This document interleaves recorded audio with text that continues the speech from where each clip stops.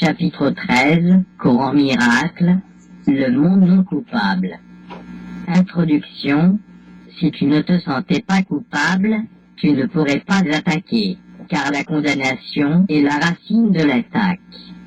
C'est le jugement d'un esprit par un autre comme étant indigne d'amour et méritant d'être puni. Mais en cela réside la division.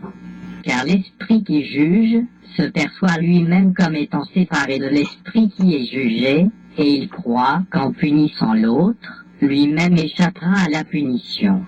Tout cela n'est que la tentative délirante de l'esprit pour se nier lui-même tout en échappant à la pénalité du déni. Ce n'est pas une tentative pour renoncer au déni, mais pour s'y accrocher. Car c'est la culpabilité qui t'a obscurci le Père, et c'est la culpabilité qui t'a rendu insane. L'acceptation de la culpabilité dans l'esprit du Fils de Dieu fut le commencement de la séparation, comme l'acceptation de l'expiation en est la fin. Le monde que tu vois est le système délirant de ce que la culpabilité a rendu fou. Regarde attentivement ce monde, et tu te rendras compte que c'est ainsi. Car ce monde est le symbole de la punition, et toutes les lois qui semblent le gouverner sont les lois de la mort. Les enfants y naissent avec douleur, et dans la douleur. Ils grandissent en souffrant, et ils apprennent ce que sont le chagrin, la séparation et la mort. Leur esprit semble être emprisonné dans leur cerveau, dont les pouvoirs semblent décliner quand le corps est blessé. Ils semblent aimer, or et désertés sont désertés. Ils paraissent perdre ce qu'ils aiment, ce qui est peut-être la plus insane de toutes les croyances. Et leurs corps se flétrissent, agonisent, sont mis en terre, et ne sont plus. Il n'en est pas un parmi eux qui n'ait pensé que Dieu était cruel. Si cela était le monde réel, Dieu serait cruel. Car aucun père ne pourrait soumettre ses enfants à cela comme prix de leur salut, et être aimant. L'amour ne tue pas pour sauver. S'il le faisait, l'attaque serait le salut, et cela, c'est l'interprétation de l'ego, pas celle de Dieu. Seul le monde de la culpabilité pourrait exiger cela, car seuls les coupables pourraient le concevoir. Le péché d'Adam n'aurait pu toucher personne s'il n'avait pas cru que c'était le Père qui l'avait chassé du paradis. Car dans cette croyance, la connaissance du Père s'est perdue, puisque seuls ceux qui ne le comprennent pas pourraient le croire. Ce monde est une image de la crucifixion du Fils de Dieu. Et c'est le monde que tu verras jusqu'à ce que tu te rendes compte que le Fils de Dieu ne peut pas être crucifié. Or, tu ne t'en rendras pas compte jusqu'à ce que tu acceptes le fait éternel que le Fils de Dieu n'est pas coupable. Il ne mérite que l'amour parce qu'il n'a donné que l'amour. Il ne peut pas être condamné parce qu'il n'a jamais condamné. L'expiation est l'ultime leçon qu'il ait besoin d'apprendre, car elle lui enseigne que, n'ayant jamais péché, il n'a point besoin de salut. Inoculpabilité et invulnérabilité, plutôt, j'ai dit que le Saint-Esprit partage le but de tous les bons enseignants, dont l'objectif final est de se rendre eux-mêmes non nécessaires en enseignant à leurs élèves tout ce qu'ils connaissent. Le Saint-Esprit ne veut que cela, car partageant l'amour du Père pour son Fils, il cherche à ôter toute culpabilité de son esprit afin qu'il se souvienne de son Père en paix. La paix et la culpabilité sont antithétiques, et on ne peut se souvenir du Père que dans la paix. L'amour et la culpabilité ne peuvent coexister. Accepter l'un, c'est nier l'autre. La culpabilité te cache la vue du Christ, car elle est le déni de l'irréprochabilité du Fils de Dieu. Dans le monde étrange que tu as fait, le Fils de Dieu a péché. Comment donc pourrais-tu le voir? En le rendant invisible, le monde du châtiment s'est élevé dans le noir nuage de culpabilité que tu as accepté et tu y tiens. Car l'irréprochabilité du Christ est la preuve que l'ego n'a jamais été et ne pourra jamais être. Sans culpabilité, l'ego n'a pas de vie. Or le Fils de Dieu est sans culpabilité. En te regardant toi-même et en jugeant honnêtement ce que tu fais, Tu es peut-être tenté de te demander comment tu peux être non coupable. Or, considère ceci, tu n'es pas non coupable dans le temps, mais dans l'éternité. Tu as péché dans le passé, mais il n'y a pas de passé. Toujours n'a pas de direction. Le temps semble aller dans une direction, mais quand tu en atteindras la fin, il s'enroulera derrière toi comme un long tapis étendu le long du passé, puis il disparaîtra. Aussi longtemps que tu croiras que le Fils de Dieu est coupable, tu marcheras sur ce tapis en croyant qu'il conduit à la mort. Et le voyage te semblera long, cruel et insensé, car il est. Le voyage que s'est fixé le Fils de Dieu est certes inutile, mais celui que son Père lui fait entreprendre est un voyage de délivrance et de joie. Le Père n'est pas cruel, et son Fils ne peut pas se blesser.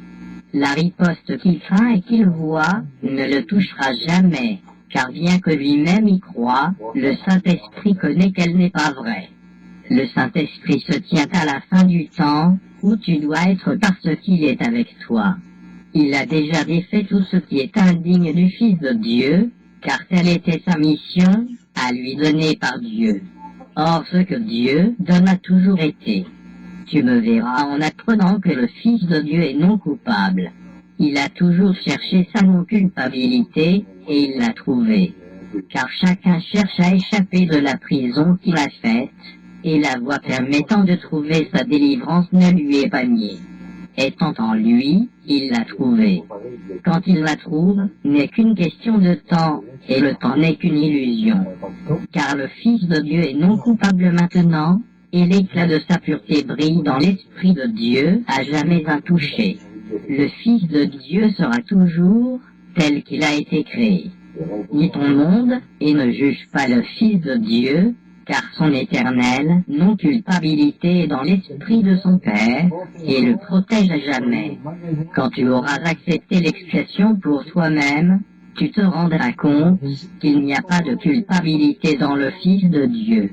Et c'est seulement en le voyant comme non coupable que tu peux comprendre son unité. Car l'idée de culpabilité entraîne la croyance en la condamnation de l'un par l'autre, et projette la séparation à la place de l'unité.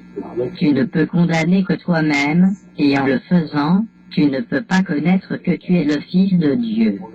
Tu as nié la condition de son être, qui est sa parfaite irréprochabilité.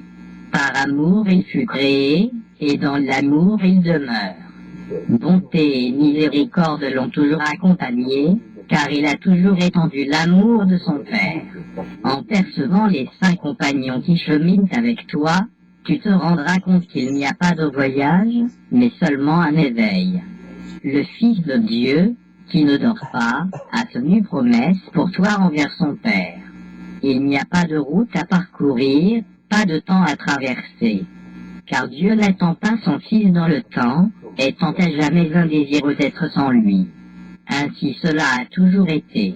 Laisse la sainteté du Fils de Dieu dissiper le nuage de culpabilité qui enténèbre ton esprit, et en acceptant sa pureté pour tienne, apprends de lui qu'elle est tienne. Tu es invulnérable parce que tu es non coupable. Tu ne peux t'accrocher au passé que par la culpabilité. Car la culpabilité établit que tu seras puni pour ce que tu as fait. Ainsi, elle dépend d'un temps unidimensionnel qui va du passé vers le futur. Nul qui croit cela ne peut comprendre ce que « toujours » signifie, et c'est donc que la culpabilité doit te priver d'apprécier l'éternité. Tu es immortel parce que tu es éternel, et « toujours » doit être maintenant. La culpabilité, donc une façon de maintenir le passé et le futur dans ton esprit afin d'assurer la continuité de l'ego. Car si ce qui a été sera puni, la continuité de l'ego est garantie. Or la garantie de ta continuité est de Dieu et non de l'ego. Et l'immortalité est l'opposé du temps, car le temps passe, tandis que l'immortalité est constante. Accepter l'expiation t'enseigne ce qu'est l'immortalité, car en acceptant ta non-culpabilité, tu apprends que le passé n'a jamais été, et qu'ainsi, il n'est pas besoin de futur, et qu'il ne sera pas. Le futur, dans le temps, est toujours associé à la pénitence, et seule la culpabilité pourrait induire le sentiment d'un besoin de pénitence. Accepter pour tienne la non-culpabilité du Fils de Dieu, c'est donc la façon dont Dieu te rappelle son Fils, et ce qu'il est en vérité. Car Dieu n'a jamais condamné son Fils. Et étant non coupable, il est éternel. Tu ne peux pas dissiper la culpabilité en la rendant réelle, puis en l'expiant. Cela est le plan de l'ego, qu'il t'offre au lieu de la dissiper. L'ego croit à l'expiation par l'attaque, s'étant pleinement engagé envers l'idée insane selon laquelle l'attaque est le salut. Et toi qui chéris la culpabilité, tu dois le croire aussi, car comment pourrais-tu tenir tant à ce que tu ne veux pas, si ce n'est en t'identifiant à l'ego? L'ego t'enseigne à t'attaquer toi-même parce que tu es coupable, et cela doit augmenter la culpabilité, car la culpabilité est le résultat de l'attaque. Dans l'enseignement de l'ego, donc, il n'y a aucune évasion hors de la culpabilité. Car l'attaque rend la culpabilité réelle, et si elle est réelle, il n'y a aucune façon de la vaincre. Le Saint-Esprit la dissipe simplement par la calme reconnaissance qu'elle n'a jamais été. Quand il regarde le Fils non coupable de Dieu, il connaît que cela est vrai. Et cela étant vrai pour toi, tu ne peux pas t'attaquer, car sans culpabilité, l'attaque est impossible. Tu es sauvé, donc, parce que le Fils de Dieu est non coupable. Et parce que tu es entièrement pur, tu es invulnérable. Le Fils non coupable de Dieu, le but ultime de la projection est toujours de se débarrasser de la culpabilité. Or, d'une façon caractéristique, l'ego tente de se débarrasser de la culpabilité uniquement de son point de vue, car autant l'ego veut retenir la culpabilité, autant tu la trouves intolérable, puisque la culpabilité fait obstacle à ton souvenir de Dieu, dont l'attraction est si forte que tu ne peux y résister. Sur ce point, donc, se produit la plus profonde de toutes les divisions, car si tu dois retenir la culpabilité, ce sur quoi l'ego insiste, tu ne peux pas être toi. C'est seulement en te persuadant qu'il est toi que l'ego peut t'induire à projeter la culpabilité, et ainsi elle la garder dans ton esprit. Considère pourtant comme c'est une étrange solution que cet arrangement de l'ego. Tu projettes la culpabilité pour t'en débarrasser, mais en fait, tu la dissimules simplement. Tu éprouves bel et bien de la culpabilité, mais pourquoi, tu n'en as aucune idée. Au contraire, tu l'associes à un bizarre assortiment des idéaux de l'ego qu'il prétend que tu aurais déçu. Or, tu n'as pas l'idée que c'est le Fils de Dieu que tu déçois en le voyant comme coupable. Croyant que tu n'es plus toi, tu ne te rends pas compte que tu te déçois toi-même. De toutes les pierres angulaires que tu caches, la plus noire tient ta croyance en la culpabilité loin de ta conscience. Car en ce lieu secret et ténébreux et d'incompréhension que tu as trahi, le Fils de Dieu en le condamnant à mort. Tu ne soupçonnes même pas que cette idée meurtrière, mais ça n'est caché là, car la pulsion destructrice de l'ego est si intense que rien de moins que la crucifixion du Fils de Dieu ne peut jamais le satisfaire. Il ne sait pas qui est le Fils de Dieu parce qu'il est aveugle, mais qu'il perçoive la non-culpabilité ou que ce soit, et il essaiera de la détruire parce qu'il a peur. Pour une large part, l'étrange conduite de l'ego est directement imputable à la façon dont il définit la culpabilité. Pour l'ego, les non-coupables sont coupables. Ceux qui n'attaquent pas sont ses ennemis, parce qu'en n'accordant pas de valeur à son interprétation du salut, ils sont en excellente position pour en lâcher prise. Ils se sont approchés de la pierre angulaire la plus noire et la plus profonde, des fondements de l'ego, et bien que l'ego puisse supporter que tu remettes tout le reste en question, il protège ce seul secret au risque de sa vie, car son existence dépend du maintien de ce secret. C'est donc ce secret que nous devons regarder, car l'ego ne peut pas te protéger contre la vérité, et en sa présence, l'ego est dissipé. Dans la calme lumière de la vérité, reconnaissons que tu crois avoir crucifié le Fils de Dieu.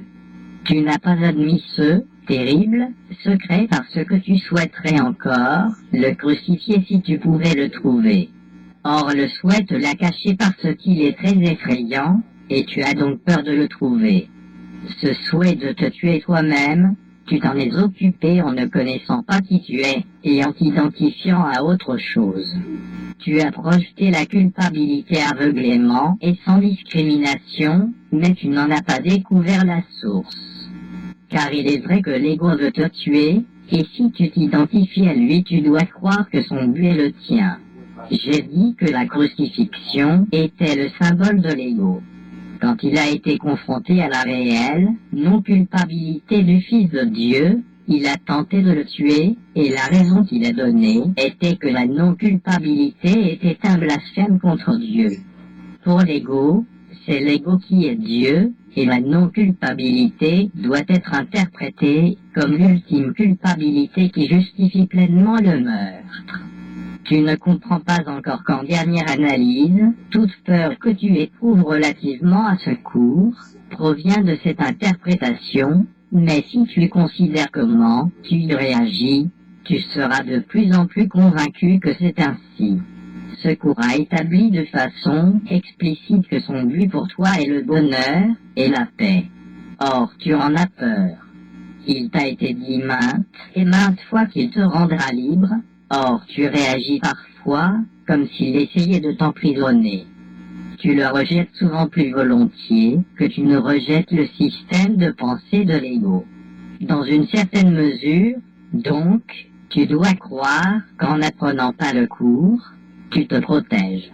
Et tu ne te rends pas compte que seule ta non-culpabilité peut te protéger. L'expiation a toujours été interprétée comme la délivrance de la culpabilité, et cela est correct si elle est comprise. Or, même quand je l'interprète pour toi, il se peut que tu la rejettes et que tu ne l'acceptes pas pour toi-même. Peut-être as-tu reconnu la futilité de l'ego et de ce qu'il t'offre, mais bien que tu n'en veuilles pas, il se peut que tu ne regardes pas encore l'alternative avec joie. À la limite, tu as peur de la rédemption et tu crois qu'elle te tuera. Ne te méprends pas sur la profondeur de cette peur, car tu crois qu'en présence de la vérité, tu pourrais te retourner contre toi-même et te détruire. Petit enfant, il n'en est rien. Ton secret coupable n'est rien, et si tu veux bien l'amener à la lumière le dissipera. Et alors aucun noir nuage ne restera plus entre toi et le souvenir de ton père, car tu te souviendras de son fils non coupable, qui n'est pas mort parce qu'il est immortel. Et tu verras que tu as été rédimé avec lui, et que tu n'as jamais été séparé de lui. Dans cette compréhension réside ton souvenir, car c'est la reconnaissance de l'amour sans peur. Il y aura une grande joie dans le ciel à ton retour chez toi, et la joie sera tienne. Car le Fils rédimé de l'homme est le Fils non coupable de Dieu, et le reconnaître, lui, c'est ta rédemption. La peur de la rédemption, tu te demandes peut-être pourquoi elle est tellement cruciale, que tu regardes ta haine afin d'en prendre la pleine mesure. Tu penses peut-être aussi qu'il serait assez facile pour le Saint-Esprit de te la montrer et de la dissiper sans que tu aies besoin de la faire monter à la conscience. Or, il est encore un autre obstacle que tu as interposé entre toi-même et l'expiation.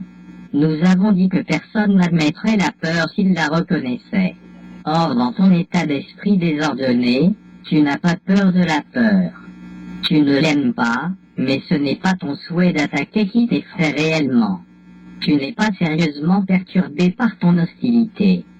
Tu la gardes cachée parce que tu crains davantage ce qu'elle recouvre. Tu pourrais même regarder sans peur la pluie noire des pierres angulaires de l'ego si tu ne croyais pas que, sans l'ego, tu trouverais au-dedans de toi quelque chose dont tu as plus peur encore. Tu n'as pas réellement peur de la crucifixion. Ta réelle terreur est de la rédemption.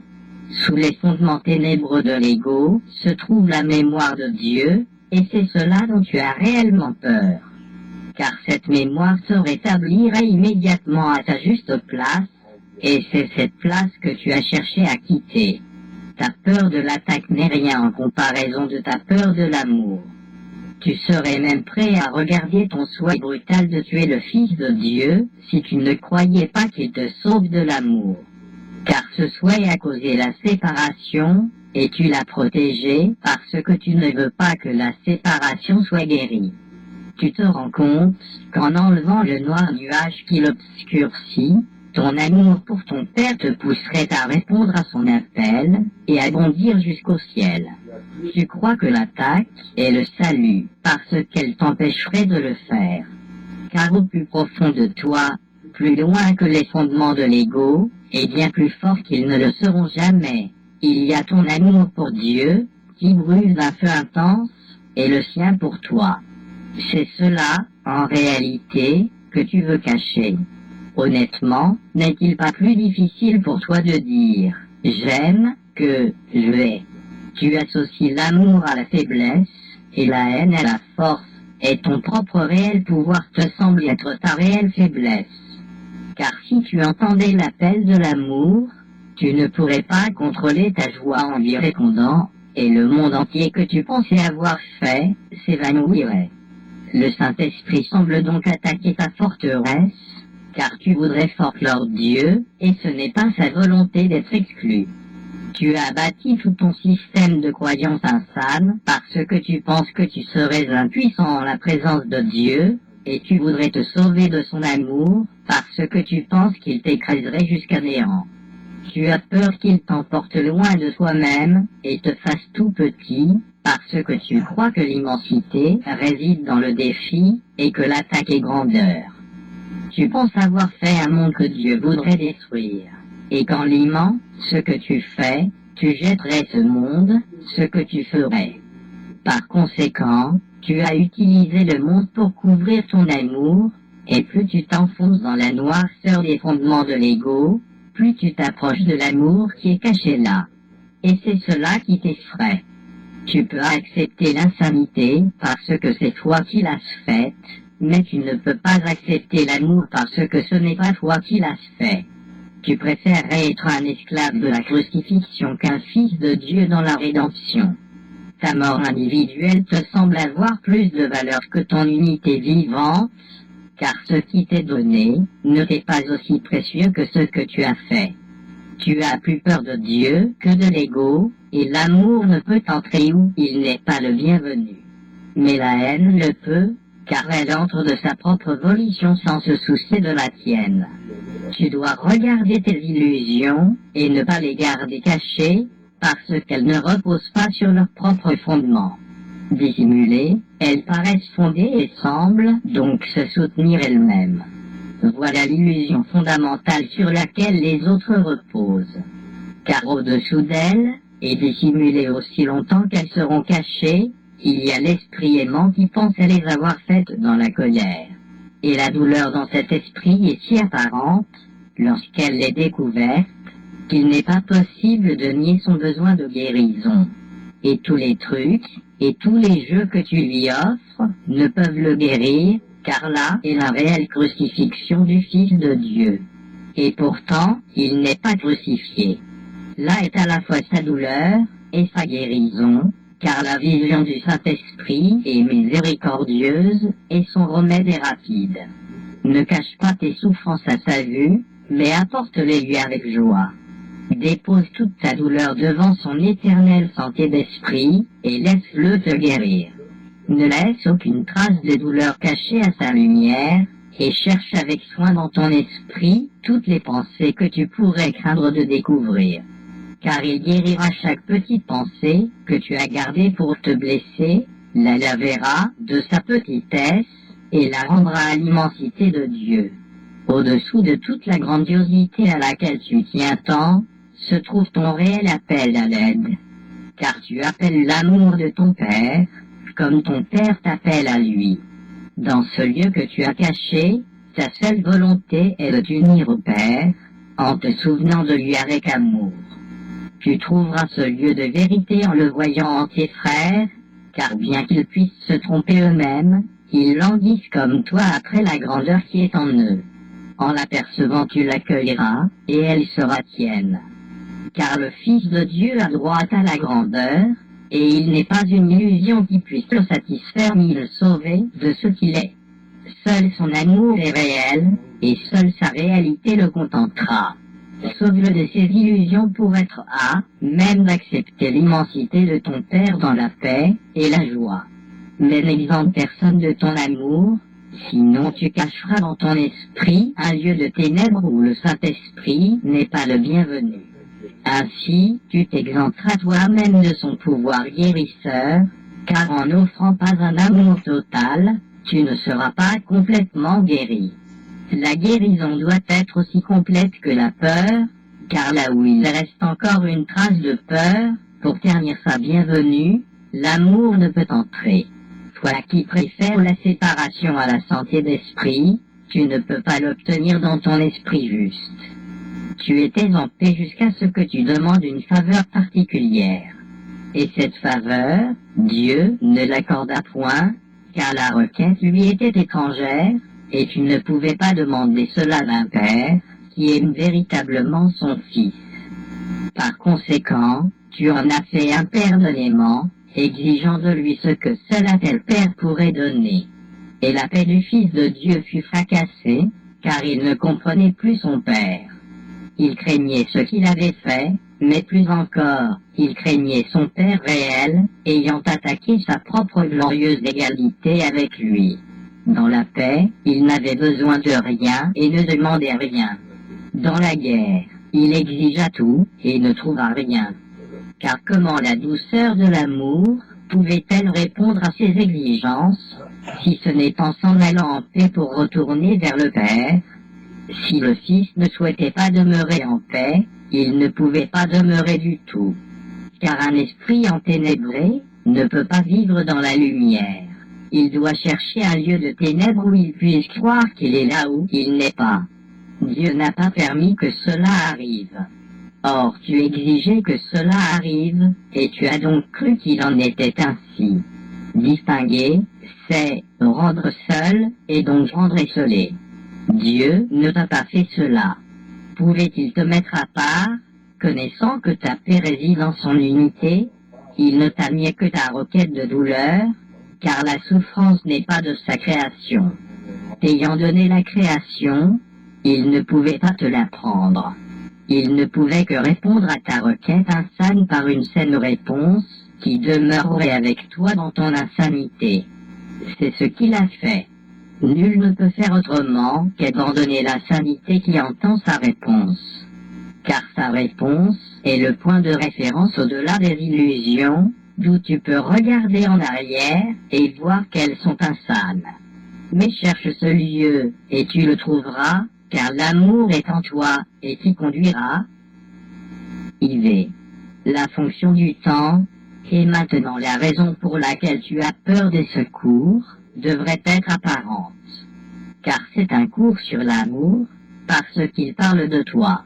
Il t'a été dit que ta fonction dans ce monde est de guérir, et que ta fonction au ciel est de créer. L'ego enseigne que ta fonction sur terre est de détruire, et que tu n'as aucune fonction au ciel.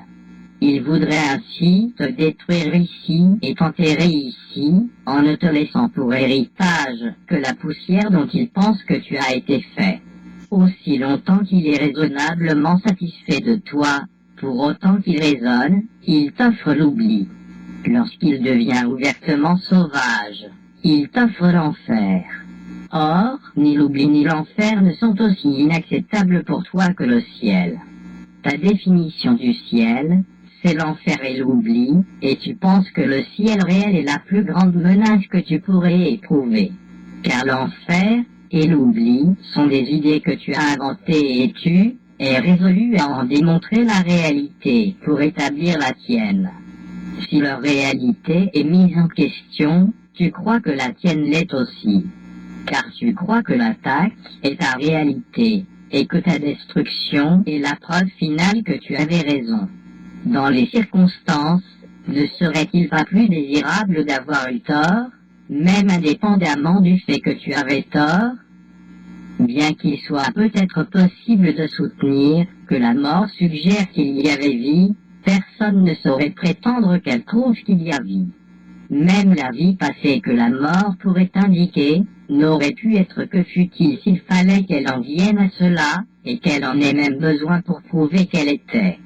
Tu mets le ciel en question, mais tu ne mets pas cela en question. Or, tu pourrais guérir et être guéri si tu le mettais en question. Et même si tu ne connais pas le ciel, ne pourrait-il pas être plus désirable que la mort? Tu as été aussi sélectif dans tes mises en question que dans tes perceptions. Un esprit ouvert est plus honnête que cela. L'ego a une étrange notion du temps, et c'est par cette notion que pourrait bien commencer ta mise en question. L'ego investit lourdement dans le passé, et il croit en définitive que le passé est le seul aspect du temps qui soit signifiant. Souviens-toi que s'il insiste tant sur la culpabilité, c'est parce que cela lui permet d'assurer sa continuité en rendant le futur semblable au passé, et en évitant ainsi le présent. Avec l'idée de payer pour le passé dans le futur, le passé devient le déterminant du futur, ce qui les rend continus sans un présent intervenant. Car l'ego ne considère le présent que comme une brève transition vers le futur, durant laquelle il porte le passé au futur en interprétant le présent au regard du passé. Maintenant ne signifie rien pour l'ego. Le présent lui rappelle simplement les blessures du passé, et il réagit au présent comme si c'était le passé. L'ego ne peut pas tolérer la délivrance du passé, et bien que le passé soit révolu, il essaie d'en préserver l'image en réagissant comme s'il était présent. Il te dicte tes réactions à ceux que tu rencontres dans le présent en prenant le passé comme point de référence, ce qui obscurcit leur réalité présente. En fait, si tu suis les dictates de l'ego, tu réagiras à ton frère comme s'il était quelqu'un d'autre, et cela t'empêchera sûrement de le reconnaître tel qu'il est. Et tu recevras de lui des messages venant de ton propre passé, parce qu'en le rendant réel dans le présent, tu t'interdis d'en lâcher prise. Ainsi, tu te mis à toi-même le message de délivrance que chacun de tes frères t'offre maintenant. Ces figures d'ombre du passé sont précisément ce à quoi tu dois échapper. Elles ne sont pas réelles, et elles n'ont pas de prise sur toi à moins que tu ne les apportes avec toi. Elles portent les taches des douleurs dans ton esprit, te dictant d'attaquer dans le présent en riposte à un passé qui n'est plus. Et cette décision est promesse de douleur future. À moins d'apprendre que la douleur passée est une illusion, tu choisis un futur d'illusion, et tu perds les nombreuses occasions de délivrance que tu pourrais trouver dans le présent. L'ego voudrait préserver tes cauchemars, et t'empêcher de t'éveiller et de comprendre qu'ils sont passés. Reconnaîtrais-tu la sainteté d'une rencontre si tu la percevais simplement comme une rencontre avec ton propre passé?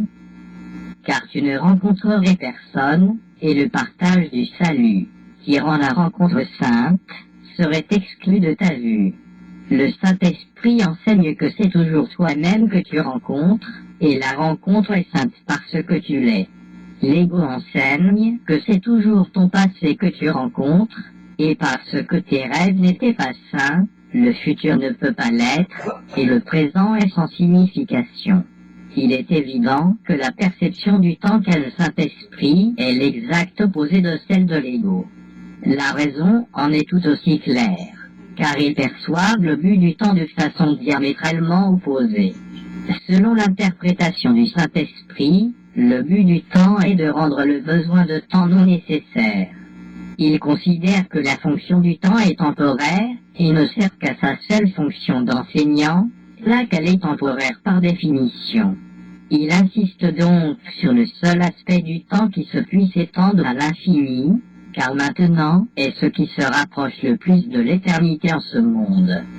C'est dans la réalité de maintenant, sans passé ni futur, que l'éternité commence à être appréciée. Car il n'y a ici que maintenant, et seul maintenant, fournit les occasions de sainte rencontre dans lesquelles le salut peut être trouvé. En revanche, l'ego considère que la fonction du temps est de s'étendre à la place de l'éternité, car comme le Saint-Esprit, l'ego interprète le but du temps comme le sien. La continuité du passé et du futur sous sa direction est le seul but que l'ego perçoit dans le temps, et il se referme sur le présent afin qu'aucun fossé ne puisse se produire dans sa propre continuité. Sa continuité, donc, voudrait te garder dans le temps, tandis que le Saint-Esprit voudrait t'en délivrer. C'est son interprétation des moyens du salut que tu dois apprendre à accepter si tu veux partager le but de salut qu'il a pour toi. Toi aussi, tu interpréteras la fonction du temps comme tu interprètes la tienne. Si tu acceptes que ta fonction dans le monde du temps est de guérir, tu insisteras sur le seul aspect du temps dans lequel la guérison peut se produire. La guérison ne peut pas s'accomplir dans le passé. Elle doit s'accomplir dans le présent pour libérer le futur. Cette interprétation lie le futur au présent en étendant le présent plutôt que le passé. Mais si ta fonction telle que tu l'interprètes est de détruire, tu perdras de vue le présent et tu t'accrocheras au passé pour t'assurer un futur destructeur. Et le temps sera tel que tu l'interprètes, car de lui-même il n'est rien. Mais les deux émotions, j'ai dit que tu n'avais que deux émotions, l'amour et la peur. L'une est inchangeable, mais continuellement échangée, étant offerte par les éternels aux éternels. Dans cet échange, elle s'étend, car elle augmente en étant donnée. L'autre prend de nombreuses formes, car le contenu des illusions individuelles diffère grandement. Or, elles ont une chose en commun, elles sont toutes insanes. Elles sont faites de vues qui ne se voient pas et de sons qui ne s'entendent pas. Elles composent un monde privé qui ne peut être partagé, car elles ne sont signifiantes que pour leur faiseur, donc elles n'ont aucune signification. Dans ce monde, leur faiseur se meut seul, car lui seul les perçoit. Chacun peuple son monde de figures tirées de son passé individuel, et c'est pour cela que les mondes privés diffèrent. Or, les figures qu'il voit n'ont jamais été réelles, car elles sont faites uniquement de ses réactions envers ses frères, et n'incluent pas leurs réactions envers lui. Par conséquent, il ne voit pas que c'est lui qui les a faites, et qu'elles ne sont pas entières. Car ces figures n'ont pas de témoin, étant perçues dans un seul esprit séparé. C'est par l'entremise de ces étranges figures d'ombre que les insanes sont en relation avec leur monde insane. Car ils ne voient que ceux qui leur rappellent ces images, et c'est avec eux qu'ils entrent en relation. Ainsi, ils communiquent avec ceux qui ne sont pas là, et ce sont eux qui leur répondent. Et personne n'entend leurs réponses, sauf celui qui les a appelés, et lui seul croit qu'ils lui ont répondu. La projection fait la perception, et tu ne peux pas voir au-delà. Tu as attaqué ton frère maintes et maintes fois, parce que tu voyais en lui une figure d'ombre dans ton monde privé. C'est ainsi que tu dois d'abord t'attaquer toi-même, car ce que tu attaques n'est pas en autrui. Cela n'a de réalité que dans ton propre esprit, et en attaquant les autres, tu attaques littéralement ce qui n'est pas là. Ceux qui délirent peuvent être très destructeurs, car ils ne reconnaissent pas qu'ils se sont condamnés eux-mêmes. Ils ne souhaitent pas mourir, et pourtant, ils ne veulent pas lâcher prise de la condamnation. Ainsi, ils se séparent dans leur monde privé, où tout est désordonné, et où ce qui est au-dedans semble être dehors. Or, ce qui est au-dedans, ils ne le voient pas, car ils ne savent pas reconnaître la réalité de leurs frères. Tu n'as que deux émotions, mais dans ton monde privé, tu réagis à chacune d'elles comme si c'était l'autre. Car l'amour ne peut pas demeurer dans un monde à part, où quand il vient, il n'est pas reconnu. Si tu vois ta propre haine comme étant ton frère, tu ne le vois pas. Chacun s'approche de ce qu'il aime et recule devant ce qu'il craint. Or, tu réagis à l'amour avec crainte et tu t'en éloignes.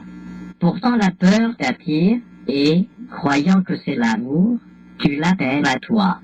Ton monde privé est rempli des figures de la peur que tu y as invitée, et tout l'amour que t'offrent tes frères, tu ne le vois pas. Quand tu regardes ton monde, les yeux grands ouverts, il doit te venir à l'esprit que tu t'es retiré dans l'insanité. Tu vois ce qui n'est pas là, et tu entends ce qui ne produit pas de son. Tes manifestations d'émotions sont l'opposé de ce que sont les émotions. Tu ne communiques avec personne, et tu es aussi isolé de la réalité que si tu étais seul dans tout l'univers. Dans ta folie, tu passes complètement sur la réalité, et tu ne vois que ton propre esprit divisé partout où tu regardes. Dieu t'appelle, et tu n'entends pas, car tu te préoccupes de ta propre voix. Et la vision du Christ est hors de ta vue, car tu ne regardes que toi. Petit enfant, voudrais-tu offrir cela à ton Père? Car si tu l'offres à toi-même, tu l'offres à lui. Et il ne le rendra pas, car cela est indigne de toi parce que c'est indigne de lui. Or il voudrait t'en délivrer et te rendre libre. Sa saine réponse te dit que ce que tu t'es offert n'est pas vrai, mais son offrande pour toi n'a jamais changé. Toi qui ne sais pas ce que tu fais, tu peux apprendre ce qu'est l'insanité et regarder au-delà. Il t'est donné d'apprendre comment nier l'insanité et sortir en paix de ton monde privé. Tu verras tout ce que tu as nié en tes frères pour l'avoir nié en toi-même. Car tu les aimeras, et en t'approchant d'eux, tu les attireras vers toi, les percevant, comme des témoins de la réalité que tu partages avec Dieu. Je suis avec eux, comme je suis avec toi, et nous les tirerons de leur monde privé, car de même que nous sommes unis, de même nous voudrions nous unir à eux. Le Père nous accueille tous dans la joie, et c'est la joie que nous devrions lui offrir. Car chaque fils de Dieu est à toi donné, à qui Dieu s'est donné lui-même. Et c'est Dieu que tu dois leur offrir, pour reconnaître le don qu'il t'a fait. La vision dépend de la lumière. Tu ne peux pas voir dans les ténèbres. Or dans les ténèbres, dans le monde privé du sommeil, tu vois en rêve bien que tes yeux soient fermés. Et c'est là que ce que tu vois, tu l'as fait. Mais lâche prise des ténèbres et tout ce que tu as fait, tu ne le verras plus, car la vue de cela dépend du déni de la vision. Or il ne s'ensuit pas qu'en niant la vision, tu ne puisses pas voir. Mais c'est ce que fait le déni, car par lui tu acceptes l'insanité, croyant que tu peux faire un monde privé et gouverner ta propre perception. Or pour cela, la lumière doit être exclue. Les rêves disparaissent quand la lumière est venue et que tu peux voir. Ne cherche pas la vision par tes yeux, car tu as fait ta façon de voir afin de voir dans les ténèbres, et en cela tu es trompé. Au-delà de ces ténèbres, et pourtant toujours en toi, se trouve la vision du Christ, qui regarde tout dans la lumière. Ta vision vient de la peur, comme la sienne de l'amour. Et il voit pour toi, étant ton témoin du monde réel. Il est la manifestation du Saint-Esprit, contemplant toujours le monde réel, appelant ses témoins et les attirant vers toi. Il aime ce qu'il voit en toi et il voudrait l'étendre. Et il ne retournera pas au Père avant d'avoir étendu ta perception jusqu'à lui. Et là, de perception, il n'y en a plus, car il t'a retourné au Père avec lui. Tu n'as que deux émotions, or tu as fait l'une et l'autre, t'a été donnée. Chacune est une façon de voir, et des mondes différents surgissent de ces vues différentes. Vois par la vision qui t'est donnée, car par la vision du Christ, il se contemple lui-même. Et voyant ce qu'il est, il connaît son Père. Par-delà tes rêves les plus noirs, il voit en toi le Fils non coupable de Dieu, resplendissant dans un parfait rayonnement que tes rêves ne pâlissent pas. Et cela, tu le verras en regardant avec lui, car sa vision est le don d'amour qu'il te fait, à lui donner par le Père pour toi. Le Saint-Esprit est la lumière dans laquelle le Christ se tient révélé.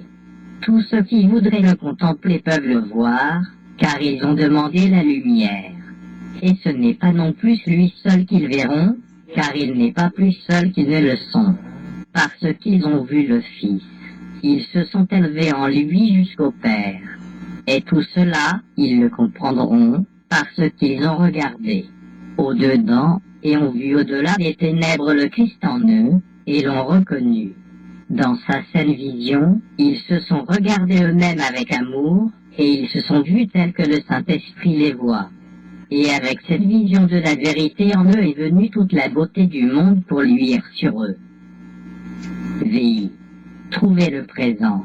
Percevoir véritablement, c'est prendre conscience de toute la réalité en prenant conscience de la tienne. Mais pour cela, aucune illusion ne peut monter pour s'offrir à ta vue, car la réalité ne laisse aucune place pour quelque erreur que ce soit. Cela signifie que tu perçois ton frère uniquement comme tu le vois maintenant. Son passé n'a pas de réalité dans le présent, donc tu ne peux pas le voir. Tes réactions passées envers lui ne sont pas là non plus, et si c'est à elle que tu réagis, tu ne vois de lui qu'une image que tu as faite, et que tu chéris au lieu de lui. Dans ta remise en question des illusions, demande-toi s'il est vraiment sain de percevoir ce qui fut comme étant maintenant. Si, en regardant ton frère, tu te souviens du passé, tu seras incapable de percevoir la réalité qui est maintenant. Tu considères qu'il est naturel d'utiliser ton expérience passée comme point de référence pour juger le présent. Or, cela n'est pas naturel parce que c'est du délire. Quand tu auras appris à regarder chacun sans aucune référence au passé, soit le sien ou le tien, tel que tu l'as perçu, tu seras capable d'apprendre de ce que tu vois maintenant. Car le passé ne peut pas projeter d'ombre pour enténébrer le présent, à moins que tu n'aies peur de la lumière. Et c'est seulement si tu as peur que tu choisirais d'apporter les ténèbres avec toi, et, les gardant dans ton esprit, de les voir comme un sombre nuage qui enveloppe tes frères, et te cache la vue de leur réalité. Ces ténèbres sont en toi. Le Christ tel qu'il t'est révélé maintenant n'a pas de passé, car il est inchangeable, et dans son inchangeabilité réside sa délivrance. Car s'il est tel qu'il fut créé, il n'y a pas de culpabilité en lui.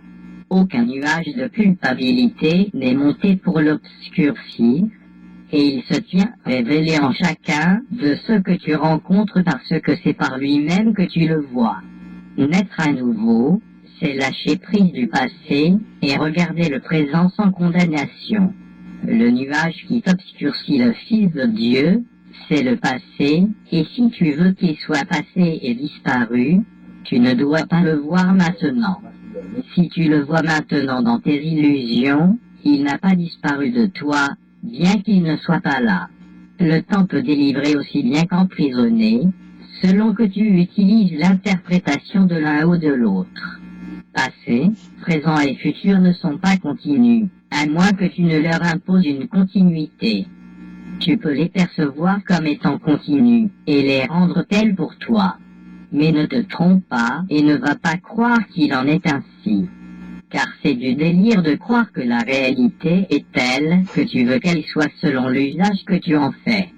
Tu voudrais détruire la continuité du temps en le morcelant en passé, présent et futur pour arriver à tes propres fins.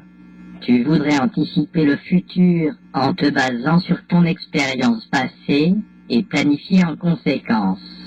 Or en faisant cela, tu alignes le passé et le futur et tu ne permets pas au miracle qui pourrait intervenir entre eux de te libérer afin que tu naisses à nouveau. Le miracle te permet de voir ton frère sans son passé et donc de le percevoir comme né à nouveau. Ces erreurs sont toutes passées et en le percevant sans elle tu le délivres. Et puisque son passé est le tien, tu partages cette délivrance. Ne laisse aucun noir nuage surgir de ton passé, t'obscurcir ton frère, car la vérité réside seulement dans le présent, et tu la trouveras si tu la cherches là. Tu l'as cherchée où elle n'est pas, et par conséquent, tu ne l'as pas trouvée. Apprends, donc, à la chercher où elle est, et elle apparaîtra à des yeux qui voient. Ton passé a été fait dans la colère, Et si tu l'utilises pour attaquer le présent, tu ne verras pas la liberté que contient le présent.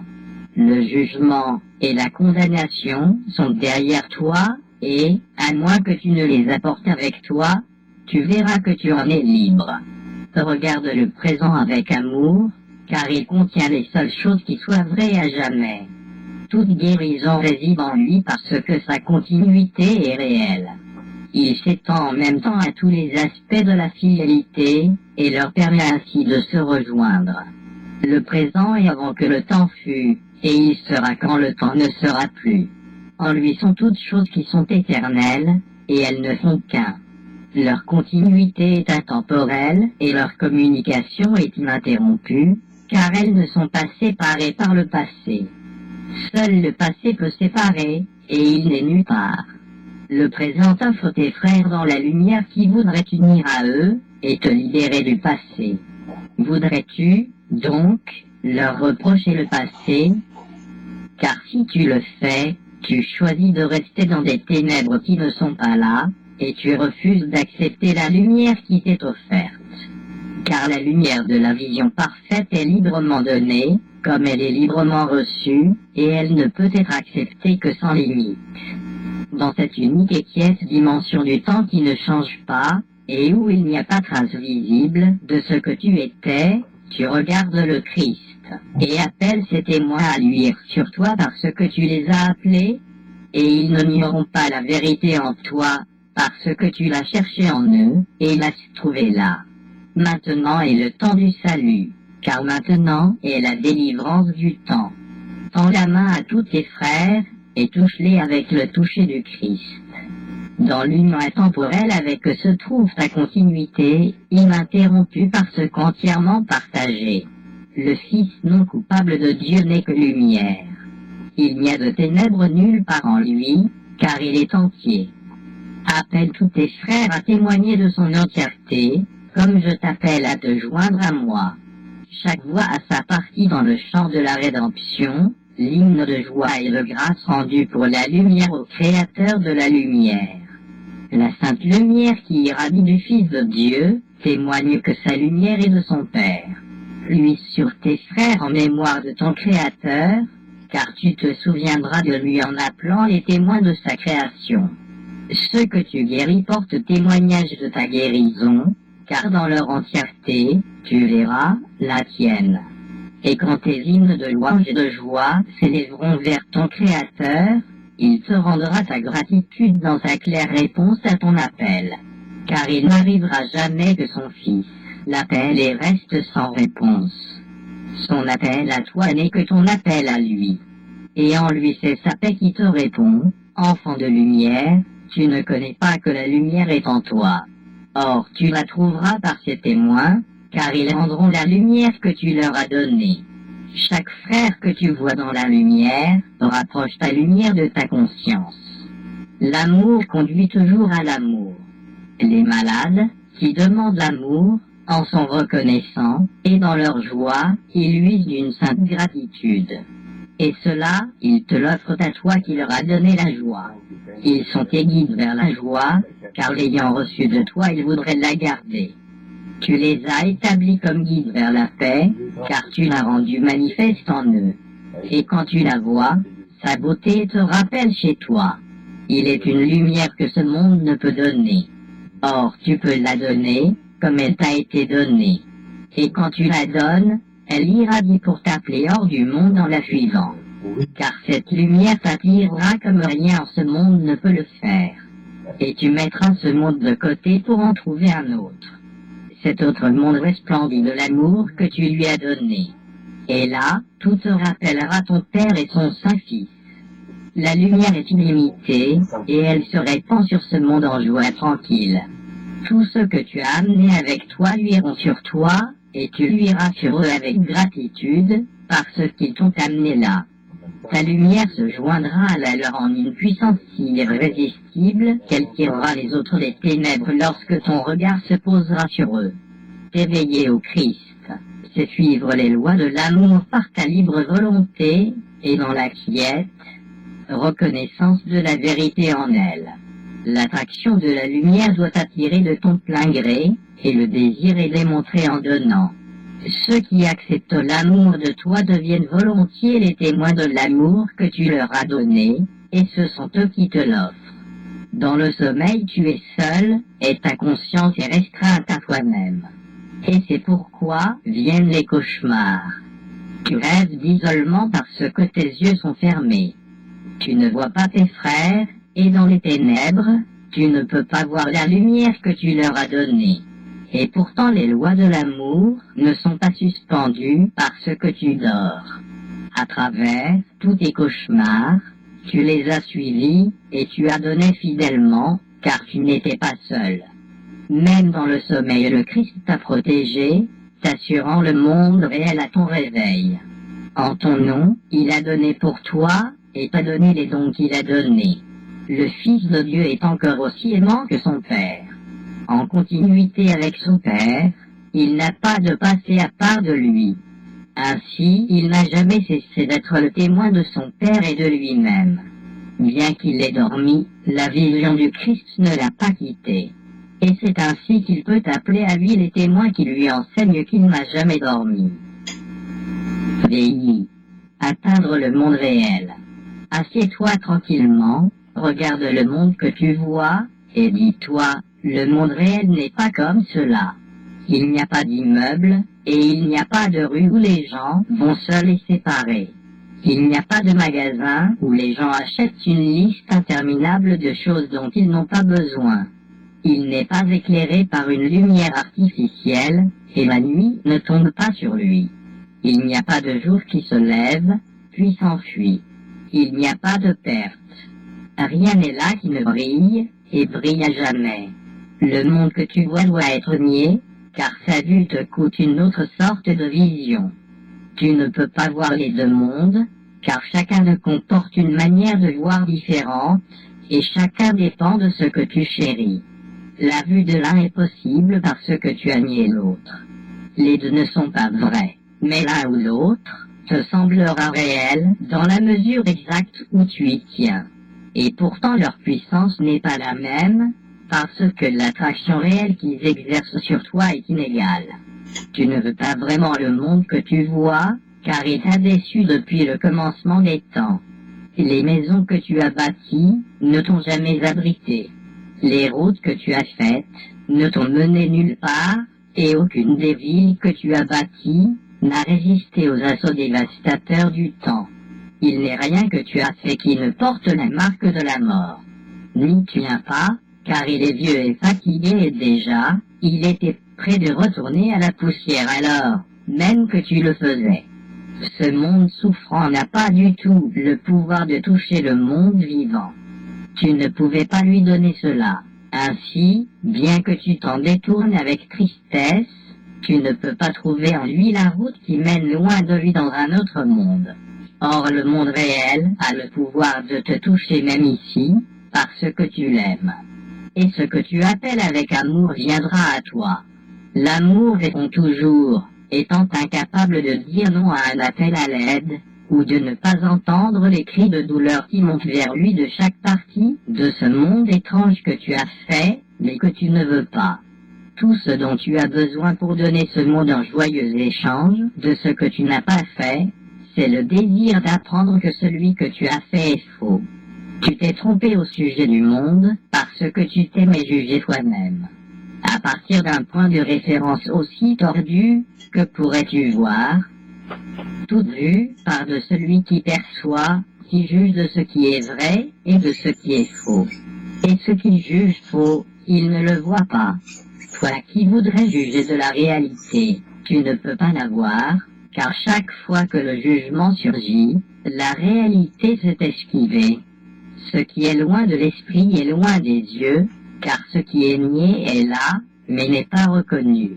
Le Christ est encore là, bien que tu ne le connaisses pas. Son être ne dépend pas de ce que tu le reconnaisses. Il vit au-dedans de toi dans la quiétude du présent, et il attend que tu laisses le passé derrière toi pour entrer dans le monde qu'il t'offre avec amour. Il n'en est pas un en ce monde discret qui n'ait entrevu autour de lui quelques aspects de l'autre monde. Or, Tant qu'il accordera encore de la valeur au sien, il n'y aura la vision de l'autre, soutenant qu'il aime ce qu'il n'aime pas et ne suivant pas la route que l'amour lui indique. L'amour conduit avec tant de joie. En le suivant, tu te réjouiras d'avoir trouvé sa compagnie et d'avoir appris de lui le chemin joyeux du retour chez toi. Tu n'attends que toi-même. Donner ce triste monde et échanger tes erreurs contre la paix de Dieu n'est que ta volonté. Et le Christ t'offrira toujours la volonté de Dieu, reconnaissant que tu la partages avec lui. C'est la volonté de Dieu que rien ne touche son Fils, sauf lui-même, et que rien d'autre ne s'approche de lui. Il est aussi à l'abri de la douleur que Dieu lui-même, qui veille sur lui en tout. Le monde autour de lui resplendit d'amour parce que Dieu l'a placé en lui-même, où la douleur n'est pas, et où l'amour l'entoure sans fin et sans faille. Il ne peut jamais y avoir de trouble à sa paix. En parfaite santé d'esprit, il contemple l'amour, car il est tout autour de lui, et au-dedans de lui. Il doit nier le monde de la souffrance dès l'instant qu'il perçoit les bras de l'amour autour de lui. Et de ce point de sécurité, il regarde quiètement tout autour de lui, et reconnaît que le monde est un avec lui. La paix de Dieu surpasse ton intelligence uniquement dans le passé. Or elle est ici, et tu peux la comprendre maintenant. Dieu aime son Fils à jamais, et le Fils en retour aime son Père à jamais. Le monde réel est la voie qui te conduit au souvenir de la seule chose, qui soit entièrement vraie et entièrement tienne. Car tout le reste, tu te l'es prêté dans le temps, et cela s'effacera. Mais cette seule chose est toujours à toi, étant le don de Dieu à son Fils. Ta seule réalité t'a été donnée, et par elle Dieu t'a créé un avec lui. Tu rêveras d'abord de paix, puis tu t'y éveilleras. Ton premier échange de ce que tu as fait contre ce que tu veux est l'échange de cauchemars contre les rêves heureux de l'amour.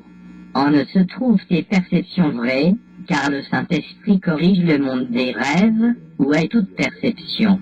La connaissance n'a pas besoin de correction. Or les rêves d'amour conduisent à la connaissance. En eux tu ne vois rien d'apparent, et pour cette raison, ils sont l'accueil que tu fais à la connaissance. L'amour attend l'accueil, point le temps, et le monde réel n'est que l'accueil que tu fais à ce qui a toujours été.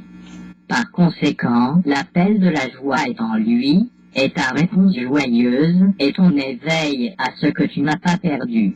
Loue donc le Père pour la parfaite santé d'esprit de son très saint Fils. Ton Père connaît que tu n'as besoin de rien. Il en est ainsi au ciel, car de quoi pourrais-tu avoir besoin dans l'éternité? Dans ton monde, tu as besoin de choses. C'est un monde de manque dans lequel tu te trouves parce que tu as un manque. Or, peux-tu te trouver toi-même dans un tel monde? Sans le Saint-Esprit, la réponse serait non. Or, à cause de lui, la réponse est un joyeux oui. En tant que médiateur entre les deux mondes, il connaît ce dont tu as besoin et ce qui ne te blessera pas.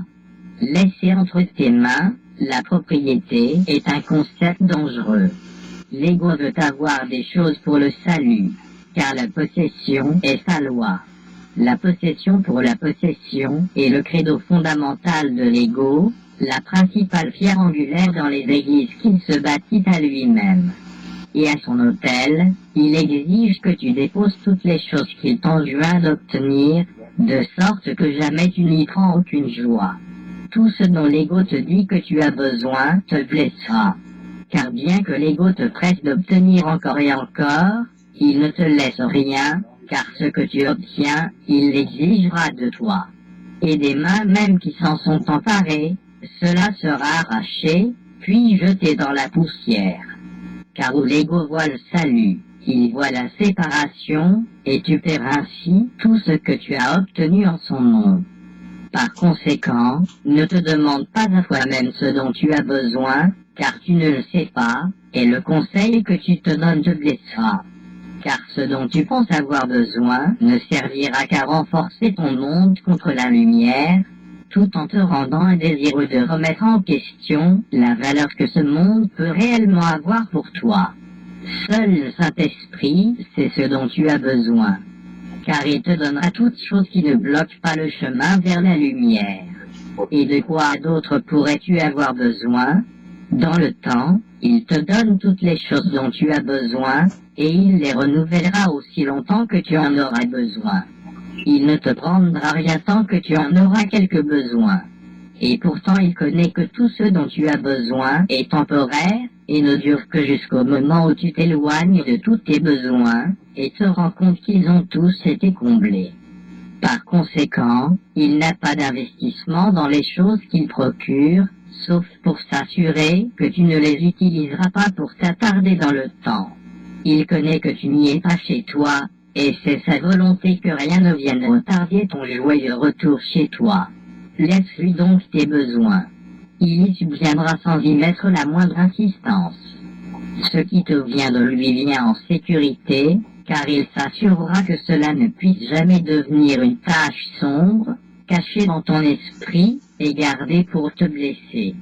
Guidé par lui, tu voyageras d'un pas léger dans la lumière, car il a toujours en vue la fin du voyage, qui est son but. Le Fils de Dieu n'est pas un voyageur traversant des mondes extérieurs. Si simple que sa perception puisse devenir, aucun monde extérieur à lui ne détient son héritage. Au-dedans de lui-même il n'a pas de besoin, car la lumière n'a besoin que de lui ramper en laissant les rayons s'étendre tièdement d'elle-même jusqu'à l'infini. Chaque fois que tu es tenté d'entreprendre un voyage inutile qui t'éloignerait de la lumière, rappelle-toi ce que tu veux vraiment, et dis, le Saint-Esprit me conduit au Christ. Et où ailleurs voudrais-je aller? De quoi ai-je besoin, si ce n'est de m'éveiller en lui? Puis suis-le dans la joie, en ayant foi en ce qu'il te conduira en sécurité à travers tout ce que ce monde peut présenter de danger pour la paix de ton esprit. Ne t'agenouille pas devant les autels au sacrifice, et ne cherche pas ce que tu perdras sûrement. Contente-toi de ce que tu garderas tout aussi sûrement, et ne t'agite pas, car tu entreprends un tiers voyage vers la paix de Dieu, où il voudrait que tu demeures en quiétude. En moi tu as déjà vaincu toute tentation qui pourrait te retenir. Nous marchons ensemble sur la voie de la quiétude, qui est le don de Dieu. Tiens à moi, car de quoi, sauf de tes frères, peux-tu avoir besoin? Nous te rendrons la paix d'esprit que nous devons trouver ensemble.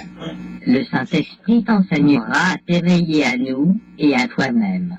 Voilà le seul besoin réel qui soit à combler dans le temps. En cela seulement réside le salut qui délivre du monde. Je te donne ma paix. Prends-la de moi en joyeux échange de tout ce que le monde ne t'a offert que pour le reprendre. Et nous l'étendrons comme un voile de lumière sur la triste face du monde, dans laquelle nous cachons nos frères au monde, et le monde à nos frères. Nous ne pouvons chanter seuls l'hymne de la rédemption.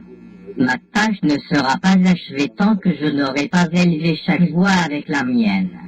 Et pourtant ce n'est pas la mienne, car comme elle est le don que je te fais, ainsi elle fut le don que le Père me fit, à moi donné par son esprit.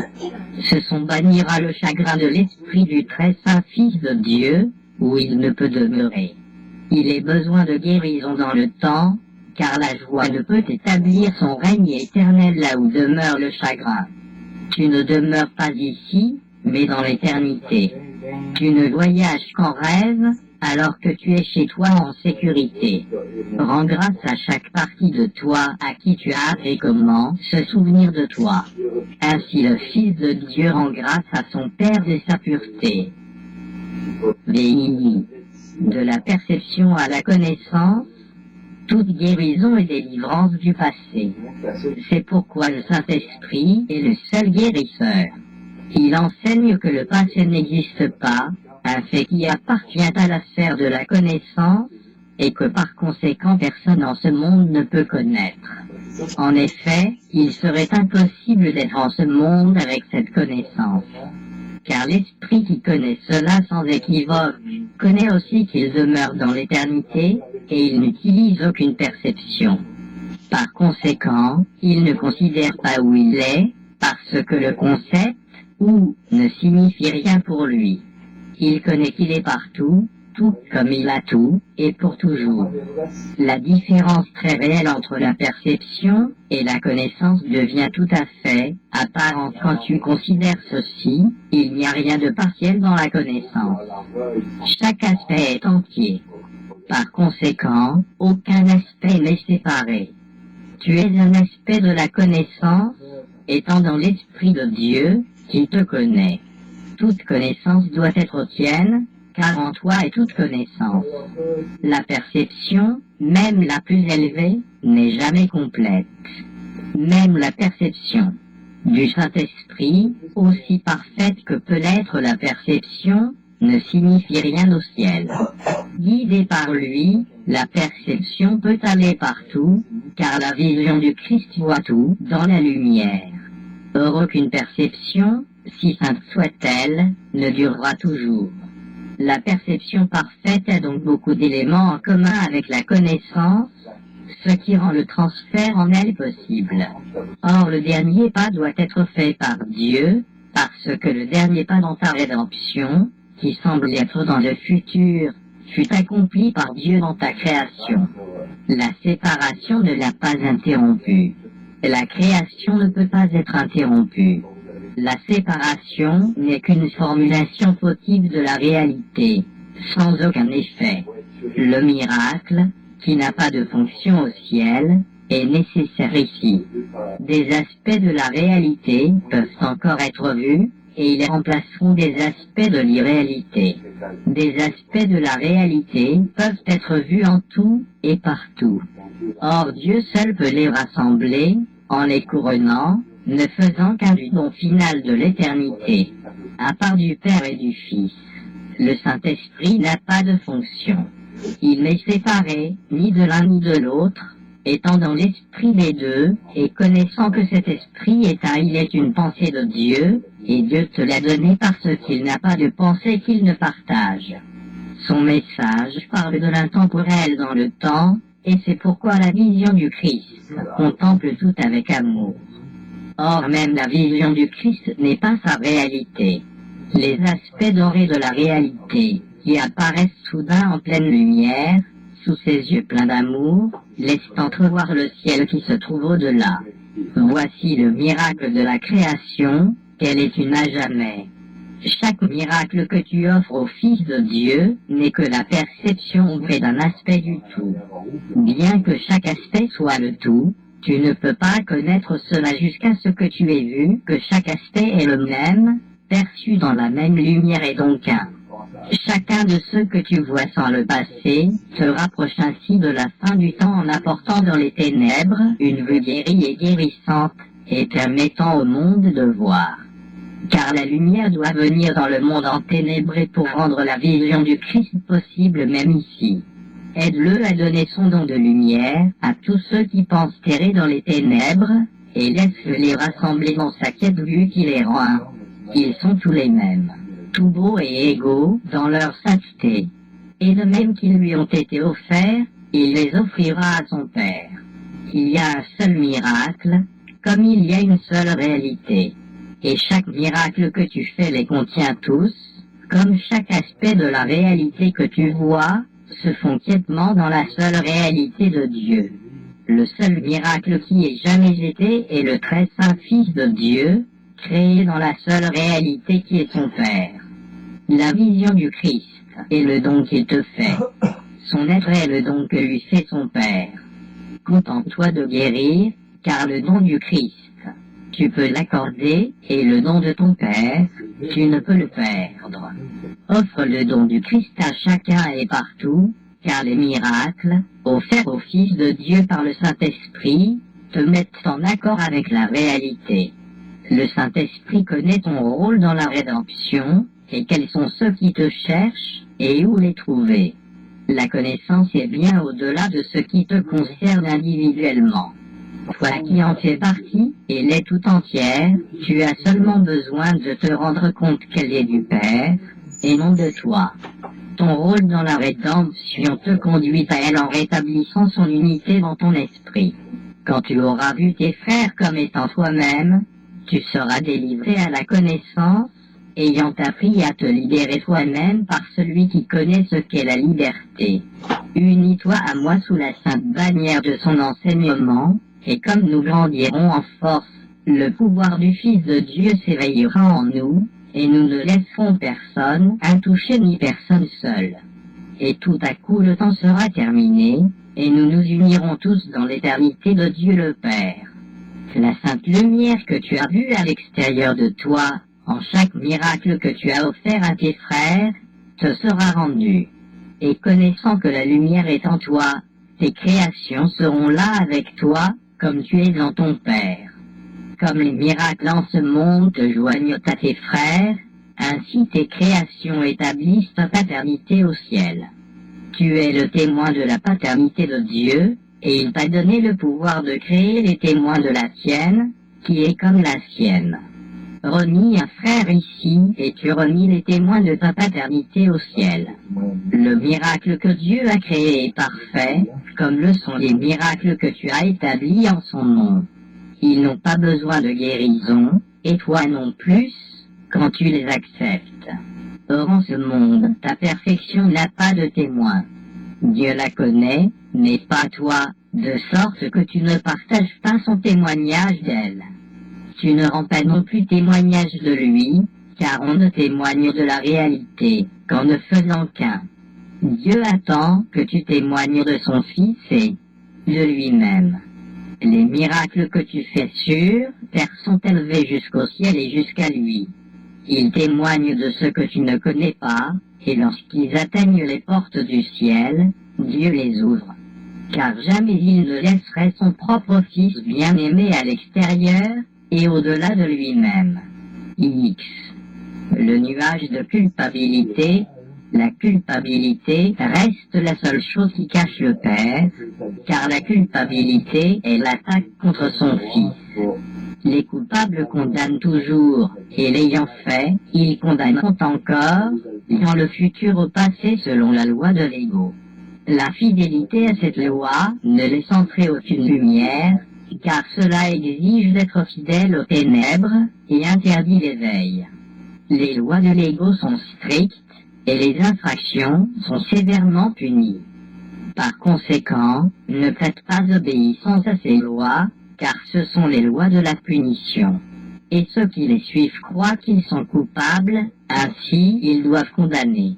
Entre le futur et le passé, les lois de Dieu doivent intervenir, si tu veux te libérer. L'expiation se tient entre les deux, comme une lampe qui brille avec tant d'éclat que les ténèbres dans lesquelles tu t'es enchaîné disparaîtront. La délivrance de la culpabilité est le défaire complet de l'ego. Ne fais peur à personne, car la culpabilité d'autrui est la tienne. Et en obéissant aux rudes commandements de l'ego, tu attires sur toi sa condamnation, et tu n'échapperas pas à la punition qu'il offre à ceux qui lui obéissent. L'ego récompense la fidélité envers lui par la douleur, car la foi en lui est douleur. Et la foi ne peut être récompensée qu'en fonction de la croyance dans laquelle la foi a été placée. La foi fait la puissance de la croyance, et sa récompense est déterminée par ce en quoi elle est investie. Car la foi est toujours donnée à ce qui est ton trésor, et ce qui est ton trésor est rendu. Le monde ne peut te donner que ce que tu lui as donné, car n'étant que ta propre projection, il n'a pas de signification à part de ce que tu as trouvé en lui et en quoi tu as mis ta foi. Sois fidèle aux ténèbres, et tu ne verras pas, parce que ta foi sera récompensée, comme tu l'as donné. Tu accepteras ton trésor, et si tu mets ta foi dans le passé, le futur sera pareil. Tout ce qui t'est cher, tu penses qu'il est à toi. Par le pouvoir que tu as d'estimer, il en est ainsi. L'expiation apporte une réestimation de tout ce que tu chéris, car c'est le moyen par lequel le Saint-Esprit peut séparer le faux et le vrai que tu as accepté sans distinction dans ton esprit. Par conséquent, tu ne peux pas estimer l'un sans l'autre, et la culpabilité est devenue aussi vraie pour toi que l'innocence. Tu ne crois pas que le Fils de Dieu est non coupable parce que tu vois le passé, et lui tu ne le vois pas. Quand tu condamnes un frère, tu dis, moi qui étais coupable, je choisis de le rester. Tu as nié sa liberté, et ce faisant, tu as nié le témoin de la tienne. Tu aurais pu tout aussi facilement le libérer du passé et lever de son esprit le nuage de culpabilité qui l'y tient lié. Et dans sa liberté aurait été la tienne. Ne lui impose pas sa culpabilité, car sa culpabilité réside dans la secrète pensée de t'avoir fait cela. Voudrais-tu, donc, lui enseigner qu'il a raison dans son délire?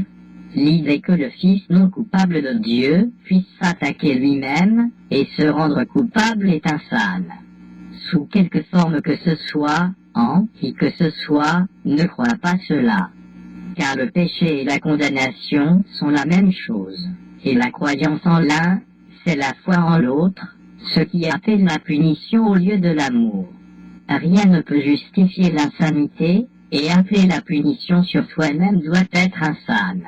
Ne vois donc personne comme coupable, et tu affirmeras la vérité de la non-culpabilité pour toi-même. Dans chaque condamnation que tu offres au Fils de Dieu, réside la conviction de ta propre culpabilité. Si tu veux que le Saint-Esprit t'en libère, accepte son offre d'expiation pour tous tes frères. Car ainsi, tu apprends qu'elle est vraie pour toi. Souviens-toi toujours qu'il est impossible de condamner le Fils de Dieu en partie.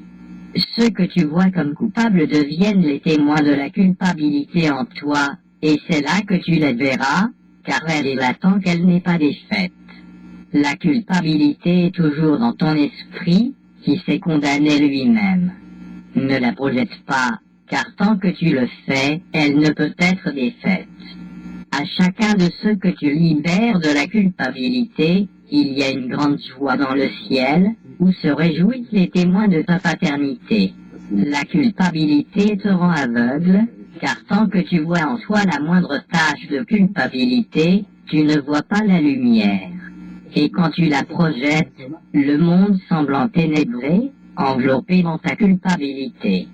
Tu jettes sur lui un voile de ténèbres, et tu ne peux pas le voir parce que tu ne peux pas regarder au-dedans. Tu as peur de ce que tu y verrais, mais cela n'est pas là. La chose que tu crains a disparu. Si tu regardais au-dedans, tu ne verrais que l'expiation, rayonnant de quiétude et de paix sur l'autel à ton Père. N'aie pas peur de regarder au-dedans. L'ego te dit que tout est noir de culpabilité au-dedans de toi, et il t'enjoint de ne pas regarder. Il t'enjoint plutôt de regarder tes frères, et de voir la culpabilité en eux.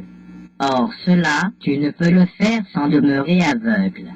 Car ceux qui voient leurs frères dans les ténèbres, et coupables dans les ténèbres dont ils les enveloppent, ont trop peur de regarder la lumière au-dedans. Au-dedans de toi n'est pas ce que tu crois qu'il y a là, et ce en quoi tu mets ta foi. Au-dedans de toi est le saint signe de la foi parfaite que ton Père a en toi.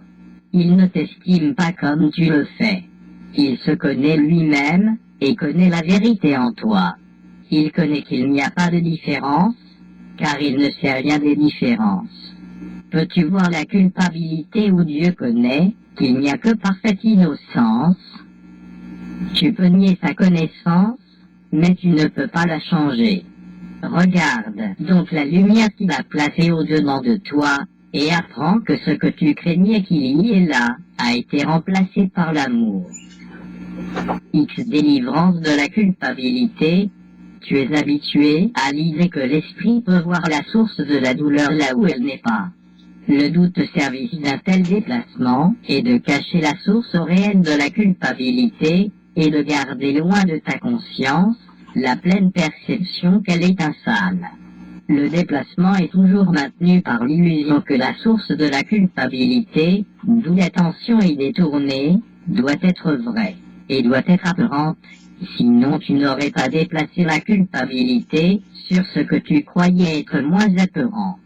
Tu es donc désireux de considérer toutes sortes de sources, pourvu qu'il ne s'agisse pas de la source plus profonde avec laquelle elles n'ont absolument aucune relation réelle. Les idées insanes n'ont pas de réelle relation, et c'est pourquoi elles sont insanes.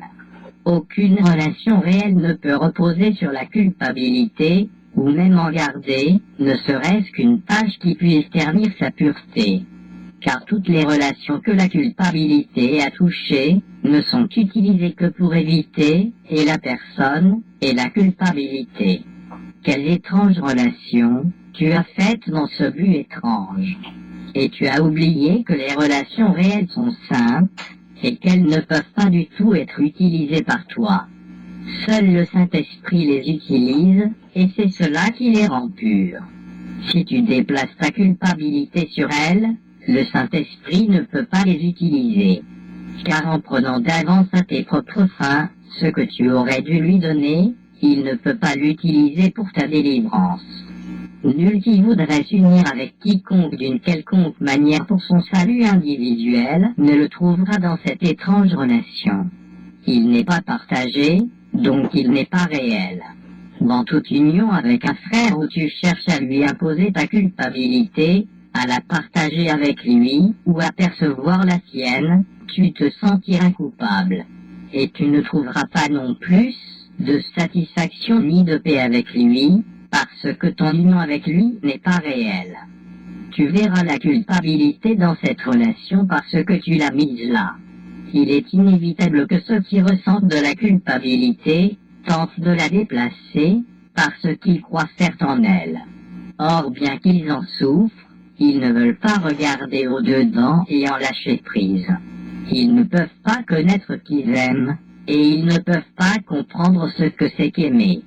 Leur principale préoccupation est de percevoir la source de culpabilité à l'extérieur. De même, au-delà de leur contrôle. Quand tu soutiens que tu es coupable, mais que la source de ta culpabilité se trouve dans le passé, tu ne regardes pas au-dedans. Le passé n'est pas en toi. Tes bizarres associations au passé n'ont aucune signification dans le présent. Or, tu les laisses se dresser entre toi et tes frères, avec qui tu ne trouves pas du tout de relation réelle. Peux-tu t'attendre à utiliser tes frères comme moyen de résoudre le passé et les voir quand même tels qu'ils sont réellement? Le salut n'est pas trouvé par ceux qui utilisent leurs frères pour résoudre des problèmes qui ne sont pas là. Tu ne voulais pas le salut dans le passé. Voudrais-tu imposer tes vains souhaits au présent, tout en espérant trouver le salut? Maintenant, détermine, donc, de n'être pas comme tu étais. N'utilise aucune relation pour t'accrocher au passé, mais nais à nouveau avec chacune d'elles chaque jour. 1 minute, même moins, suffira pour te libérer du passé et pour remettre en paix ton esprit à l'expiation. Quand chacun sera bienvenu de toi, comme tu voudrais toi-même être bienvenu de ton Père, tu ne verras pas de culpabilité en toi, car tu auras accepté l'expiation, qui n'a pas cessé de luire en toi tandis que, rêvant de culpabilité, tu ne voulais pas regarder au-devant pour ne pas la voir. Aussi longtemps que tu crois que la culpabilité est justifiée de quelque façon que ce soit, en qui que ce soit et quoi qu'il fasse, tu ne regardes pas au-dedans, ou toujours, tu trouverais l'expiation. La fin de la culpabilité ne viendra jamais tant que tu crois qu'elle a une raison. Car tu dois apprendre que la culpabilité est toujours totalement insane et sans raison. Le Saint-Esprit ne cherche pas à dissiper la réalité. Si la culpabilité était réelle, l'expiation ne le serait pas. Le but de l'expiation est de dissiper les illusions et non pas d'en établir la réalité pour ensuite les pardonner. Le Saint-Esprit ne garde pas les illusions dans ton esprit pour t'effrayer, ni pour démontrer, après t'avoir fait peur en te les montrant, de quoi il t'a sauvé. Ce dont il t'a sauvé a disparu. N'accorde aucune réalité à la culpabilité et n'y voit aucune raison. Le Saint-Esprit fait ce que Dieu voudrait qu'il fasse, et il l'a toujours fait. Il a vu la séparation, mais il connaît ce qu'est l'union. Il enseigne la guérison, mais il connaît aussi ce qu'est la création. Il voudrait que tu vois et enseignes comme il le fait, et par lui. Or, ce qu'il connaît, Tu ne le connais pas, bien que cela t'appartienne. Maintenant, il t'est donné de guérir et d'enseigner, de faire ce qui sera maintenant, et qui pourtant n'est pas maintenant. Le Fils de Dieu croit qu'il est perdu dans la culpabilité, seul dans un monde enténébré où la douleur le presse de toutes parts de l'extérieur. Quand il aura regardé au-dedans et vu là le rayonnement, il se rappellera combien son Père l'aime. Et il semblera incroyable qu'il ait jamais pu penser que son Père ne l'aimait pas et le regardait comme condamné. Dès l'instant que tu te rends compte que la culpabilité est insane, entièrement injustifiée et entièrement sans raison, tu ne crains pas de regarder l'expiation et de l'accepter entièrement. Toi qui as été sans miséricorde pour toi-même, tu ne te souviens pas de l'amour de ton Père. Et comme tu regardes tes frères sans miséricorde, tu ne te souviens pas combien tu l'aimes. Or cela est vrai à jamais, dans la paix qui rayonne en toi et la pureté parfaite où tu fus créé. Ne crains pas de regarder la belle vérité en toi. Regarde au travers du nuage de culpabilité qui trouble ta vision, et pose ton regard passer les ténèbres sur le saint lieu où tu verras la lumière. L'autel à ton Père est aussi pur que celui qu'il a élevé à lui-même. Ce que le Christ voudrait que tu vois, rien ne peut le garder loin de toi. Sa volonté est comme celle de son Père, et il offre miséricorde à chaque enfant de Dieu, comme il voudrait que tu le fasses. Délivre de la culpabilité, comme tu voudrais en être délivré. Il n'y a pas d'autre façon de regarder au-dedans et d'y voir la lumière de l'amour, brillant de la même constance et de la même certitude avec lesquelles Dieu lui-même a toujours aimé son Fils. Et son Fils l'aime. Il n'y a pas de crainte dans l'amour, car l'amour est non coupable. Toi qui as toujours aimé ton Père, tu ne peux avoir peur, pour aucune raison, de regarder au-dedans et de voir ta sainteté. Tu ne peux pas être comme tu croyais être. Ta culpabilité est sans raison, parce qu'elle n'est pas dans l'Esprit de Dieu, où tu es. Or cela est la raison que le Saint-Esprit voudrait te rendre. Il voudrait n'enlever que les illusions. Et tout le reste, il voudrait que tu le vois. Et dans la vision du Christ, il voudrait te montrer la pureté parfaite, qui est à jamais au-dedans du Fils de Dieu. Tu ne peux pas entrer en relation réelle avec n'importe lequel des fils de Dieu si tu ne les aimes pas tous, et tous également. L'amour n'est pas particulier. Si tu distingues une partie de la fidélité pour ton amour, tu imposes la culpabilité à toutes tes relations et tu les rends irréelles. Tu ne peux aimer que comme Dieu aime. Ne cherche pas à aimer différemment de lui, car il n'y a pas d'amour à part du sien. Jusqu'à ce que tu reconnaisses que cela est vrai, tu n'auras aucune idée de ce qu'est l'amour. Nul ne peut se voir lui-même non coupable et dans la paix de Dieu qui condamne un frère. S'il est non coupable et en paix, et qu'il ne le voit pas, c'est qu'il délire et qu'il ne sait pas regarder lui-même. À lui, je dis, contemple le Fils de Dieu, regarde sa pureté et sois calme. En quiétude, regarde sa sainteté et rends grâce à son Père de ce qu'aucune culpabilité ne l'a jamais touché. Aucune illusion que tu lui as jamais reprochée n'a touché son innocence en aucune façon. Sa pureté rayonnante, entièrement intouchée par la culpabilité et entièrement aimante, brille au-dedans de toi. Regardons-le ensemble et aimons-le, car dans l'amour de lui est ta non-culpabilité. Mais regarde-toi, et la joie et la reconnaissance pour ce que tu vois banniront à jamais la culpabilité.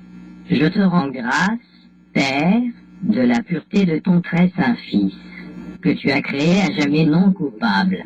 Comme toi, ma foi et ma croyance sont centrées sur ce qui est mon trésor. La différence, c'est que j'aime seulement ce que Dieu aime avec moi. Et à cause de cela, bien au-delà de l'estime que tu te portes à toi-même, et jusqu'à la valeur que Dieu a placée en toi, tu es mon trésor. J'aime tout ce qu'il a créé et à cela, j'offre toute ma foi et ma croyance. Ma foi en toi est aussi forte que tout l'amour que je donne à mon Père.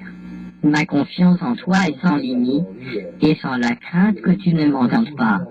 Je rends grâce au Père de ta beauté, et des nombreux dons que tu me permettras d'offrir au royaume en l'honneur de son entièreté qui est de Dieu. Loué sois-tu qui rend le Père un avec son propre Fils. Seuls, nous sommes tous humbles, mais ensemble, nous brillons d'un éclat si intense qu'aucun de nous ne pourrait même y penser seul. Devant le glorieux rayonnement du royaume, la culpabilité, fond et, transformée en bonté, n'est plus jamais ce qu'elle était. Chacune des réactions que tu ressens sera tellement purifiée, qu'elle conviendra pour être un hymne à la louange de ton Père. Ne vois que sa louange dans ce qu'il a créé, car il ne cessera jamais de te louer. Unis dans cette louange, nous nous tenons devant les portes du ciel, où nous entrerons sûrement en notre impeccabilité. Dieu t'aime. Pourrais-je, donc, manquer de foi en toi et l'aimer parfaitement?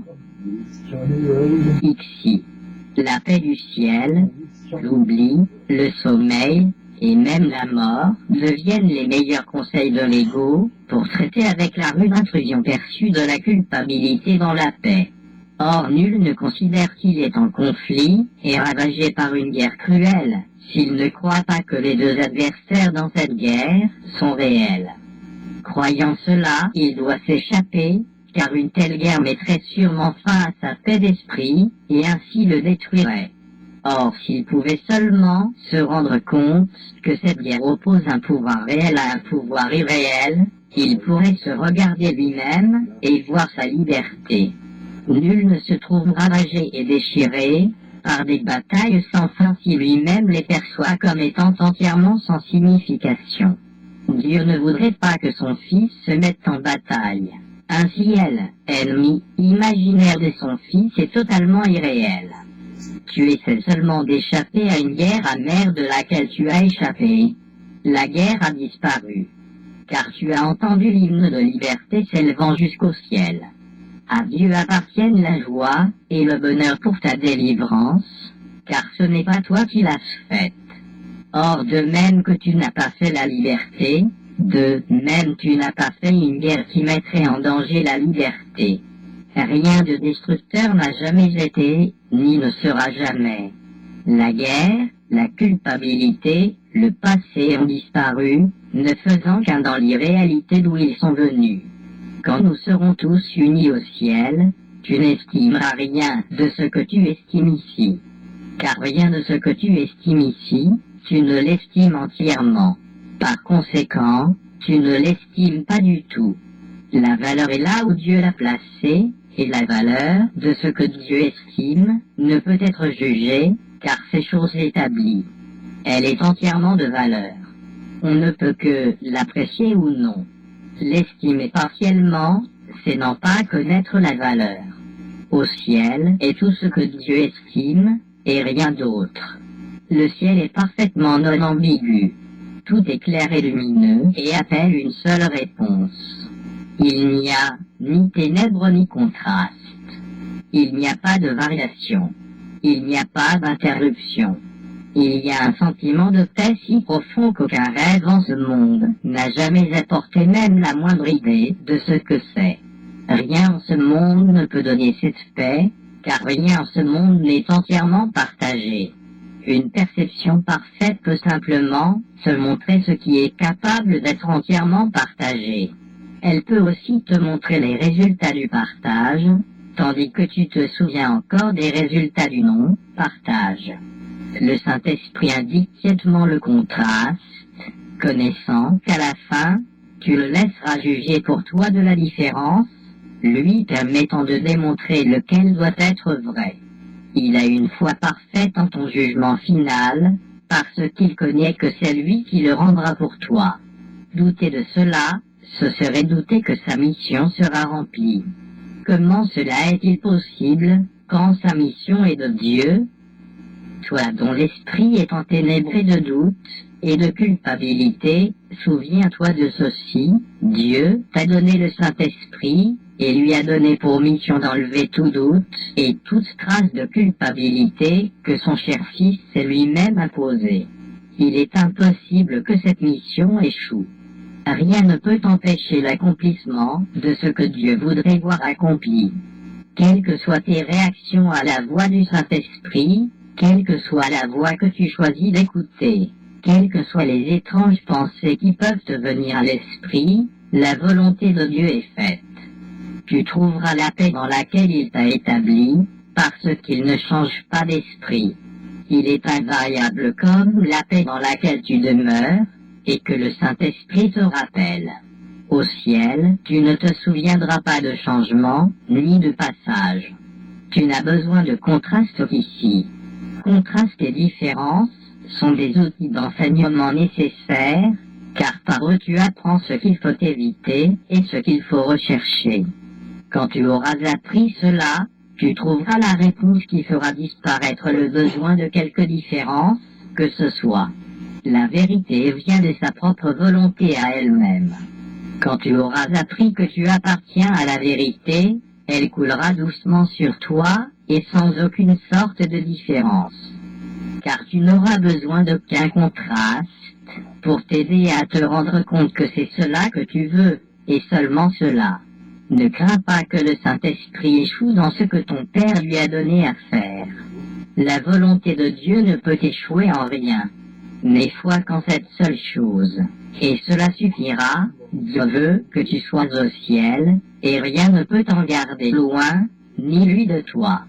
Tes plus folles malperceptions, tes bizarres imaginations, tes plus noirs cauchemars, ne signifient rien. Ils ne prévaudront point contre la paix que Dieu veut pour toi.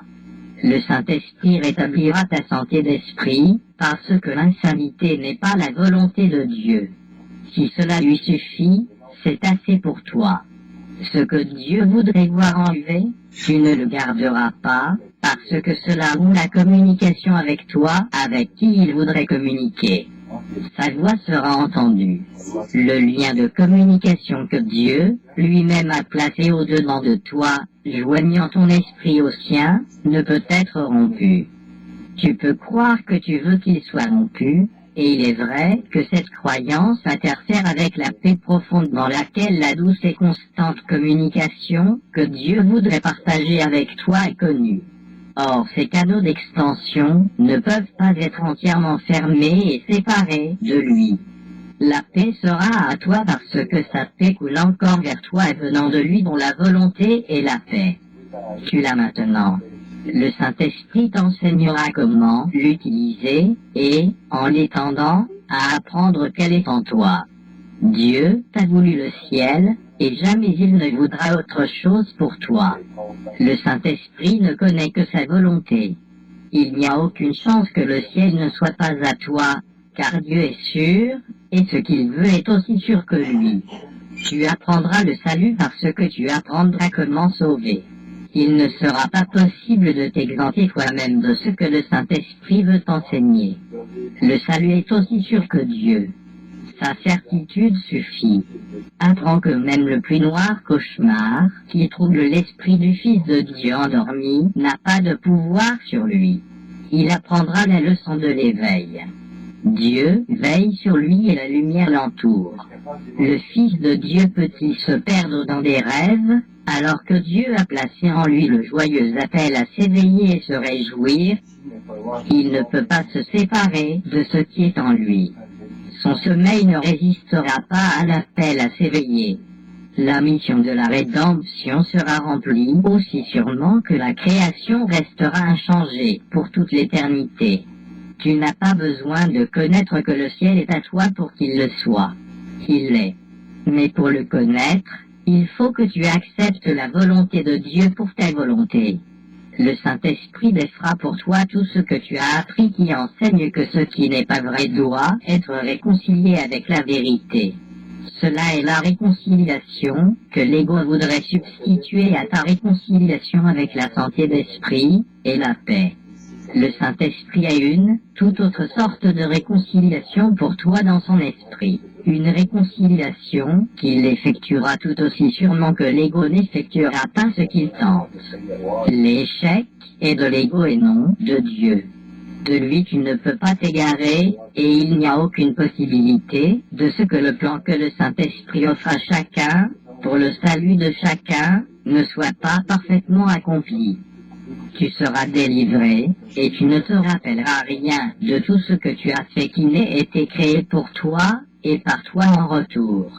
Car comment peux-tu te souvenir de ce qui n'a jamais été vrai, ou ne pas te souvenir de ce qu'il a toujours été? C'est dans cette réconciliation avec la vérité, et seulement la vérité, que réside la paix du ciel.